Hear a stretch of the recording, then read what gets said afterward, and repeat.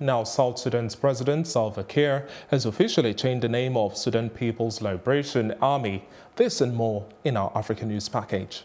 A small boat carrying migrants has capsized off Guinea-Bissau and may have had more than 60 people on board when it set off. Commander Ziga Batista said the pirogue, a narrow wooden fishing vessel, sank on Monday night off the impoverished West African country, which has 200 kilometers of coastline and no patrol ships to save lives on the high seas.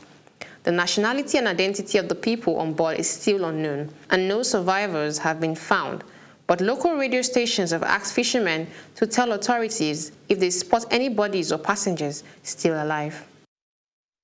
And in Kenya, Catholic bishops reiterated their opposition to the use of condoms to fight HIV and AIDS, calling for abstinence among unmarried couples.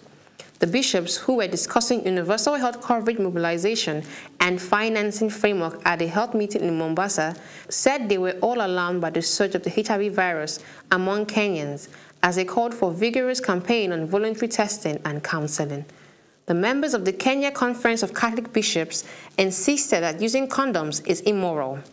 Health experts led by Dr. William Ringera said HIV prevalence is high in Homa Bay, as he called on the government to invest more in the county to curb the disease. And South Sudan's President Salva Kiir has officially changed the name of Sudan's People's Liberation Army, SPLA, to South Sudan People's Defense Forces. The president said that the new name is in a bid to professionalize the army to reflect the diversity of the South Sudanese communities. The order cited resolutions of the 6th SPLA Command Council meeting of 2017. The SPLA was created in 1983 as the military wing of Sudan People's Liberation Movement, and it became the National Army of South Sudan when other rebel groups were integrated in 2005, after independence in 2011. And the U.S. First Lady Melania Trump has visited the former slave fort in Ghana on the second day of her solo trip to Africa.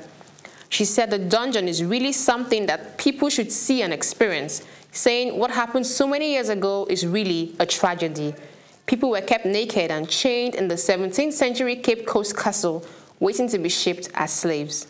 Mrs. Trump's African tour will include Kenya, Malawi, and Egypt, and is intended to promote children's welfare. Coming up next, right after this break, is our foreign news package.